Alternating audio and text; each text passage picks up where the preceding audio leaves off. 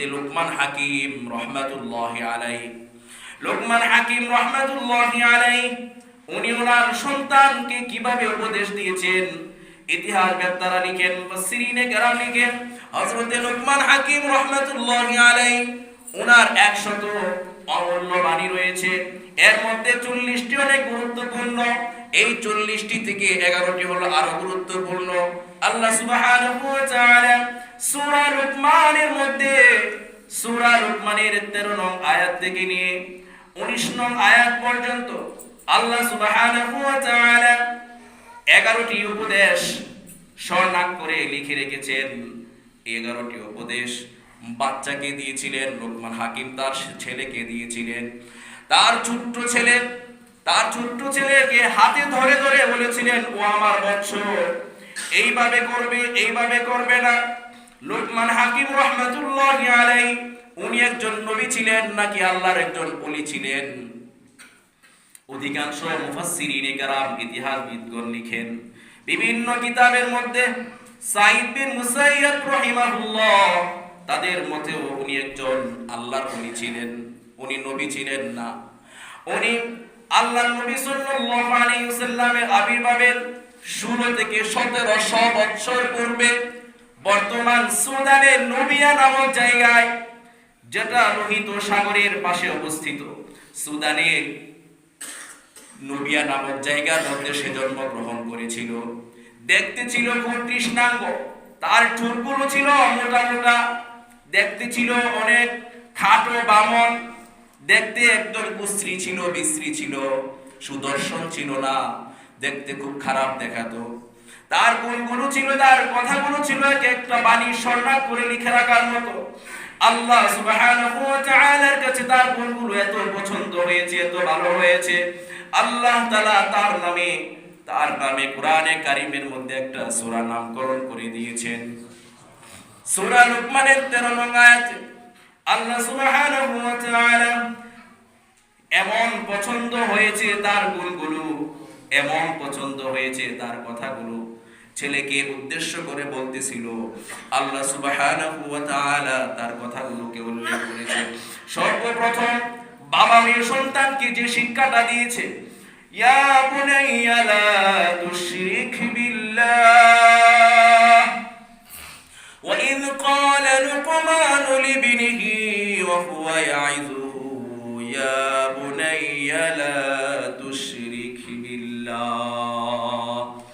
হে আমার নবী মুহাম্মদ, আপনি স্মরণ করেন ওই সময়ের কথা যখন হযরতে লুকমান হাকিম রাহমাতুল্লাহি আলাইহি তার বৎসকে প্রাথমিক শিক্ষাটা দিয়েছিলেন। সন্তানের প্রাথমিক শিক্ষা কি হবে, এই শিক্ষাটা দিয়েছিলেন লুকমান হাকিম। সে তাকে উপদেশ দেওয়া অবস্থায় বলেছিলেন, হে আমার বৎস, ও আমার বৎস, তুমি আল্লাহর সাথে শিরিক করবে না, লা তুশরিক বিল্লাহ ইন্নাশ শিরকা লাযুলমুন আযীম। শিরিক এটা আল্লাহর কাছে মস্ত বড় গুনাহ। এই গুনাহ আল্লাহ সুবহানাহু ওয়া তাআলা maaf করে না, ক্ষমা করে না। তুমি কখনো শিরিক করবে না। এমন ভাবে হযরতে লুকমান হাকিম রাহমাতুল্লাহি আলাইহি এক এক করে সন্তানকে কোরআনে বর্ণিত 11টি উপদেশ দিয়েছেন। এর মধ্যে আরেকটি উপদেশ হলো সূরা লুকমানের 17 নং আয়াতের মধ্যে আরেকটি উপদেশ দিচ্ছেন, ইয়া বুনাইয়া আকিমিস সালাতা ওয়া'মুর বিল মা'রুফি ওয়ানহা আনিল মুনকারি ওয়াসবির আলা মা আসাবাক ইন্না যালিকা মিন আজমিল উমুর। ও আমার বৎস, আকিমিস সালাতা, তুমি নামাজ কায়েম করো। আকিমিস সালাতা, নামাজ কায়েম করো। ওয়া'মুর বিল মা'রুফি, এবং সৎ কাজের আদেশ করো। ওয়ানহা আনিল মুনকারি, অসৎ কাজ থেকে মানুষকে বারণ করে রাখো, তুমিও বিরত থাকো। ওয়াসবির আলা মা আসাবাক, তোমাকে যা কিছুই শয়নে স্বপনে সুখে দুঃখে সব সময় তুমি আল্লাহর কাছে ধৈর্য প্রকাশ করবে, ধৈর্য ধারণ করবে।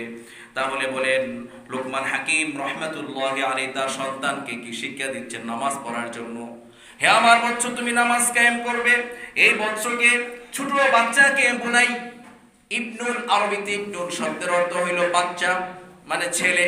ছেলে, ইবনুল অর্থ ছেলে। বুনাইয়া মানে বুবৎস, ছোট ছেলে, একদম ছোট কচি ছেলে। কচি ছেলেকে এইভাবে তিনি উপদেশ দিয়েছেন।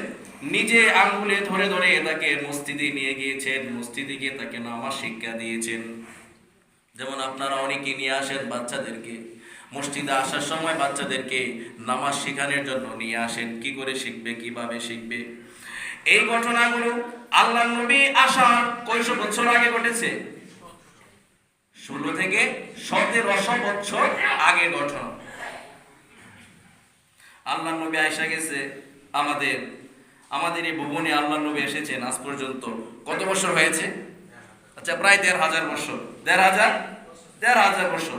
এখানে 3200 বছর, প্রায় 3200 বছর আগের উপদেশগুলো আল্লাহ তাআলা এই সূরার মধ্যে লিখে রেখেছেন। মেসেজটা আমাকে আপনাকে দিয়ে দিচ্ছেন কিভাবে সন্তানদেরকে মানুষ করতে হবে, সন্তানকে কি শিক্ষা দিতে হবে। সর্বপ্রথম শিরিক থেকে মুক্ত রাখবো দূরের কথা, সকাল হওয়ার সাথে সাথে 6টা বাজে 5টা বাজে কতগুলা বস্তার বস্তা বই ঢুকাইয়া পেন্সিল দিয়া তারে পাঠাই দিয়ে চোখটি ঘুমিয়ে গেছে না এখনো পর্যন্ত বাচ্চাটার। তার ওজন আর বইয়ের ওজন দিলে বাচ্চার ওজন কম হবে, বইয়ের ওজন বাইরে যাবে। কি করবে? পারতো না? আরে আমরা যে আগে 1 2 3 4 5 1 এর আগে কি কেজি প্লে এগুলো পড়ালেখা ছিল না। এই জন্য আজকে আপনারা কি মূর্খ?